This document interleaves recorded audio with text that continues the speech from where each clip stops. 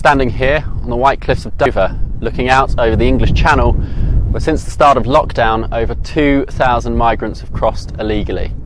This is a big money business, with each of these migrants paying thousands of pounds to make these crossings, and trafficking gangs profiting hand over fist from this industry. We are often told this is a refugee issue, but many of these people are not refugees. A refugee, as defined by the 1951 Refugee Convention, is someone who flees a place in which they have a well-founded fear of persecution. It is an established principle that those wishing to apply for protection should claim asylum in the first safe country they reach.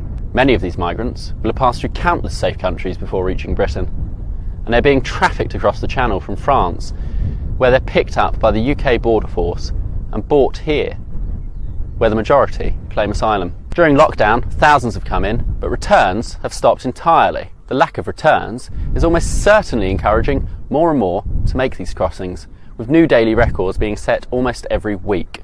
The other day, the Home Secretary went over to France to meet her opposite number to talk about getting a handle on these crossings. Ironically enough, while she was on her way to France, 200 migrants were crossing in the opposite direction, coming to Britain.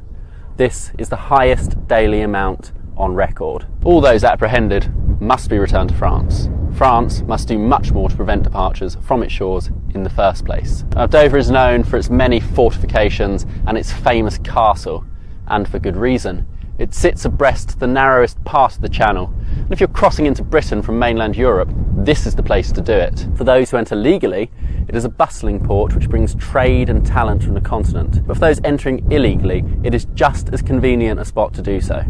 Security here should be tight, yet bafflingly, Dover Detention Centre was closed down in 2015 at the start of the migrant crisis. Since then, we have seen a huge increase in crossings, a reduction in removals, and the birth of a thriving human trafficking industry right here on our doorstep. Home Secretary, Prime Minister, all our elected officials, it is time to beef up our borders.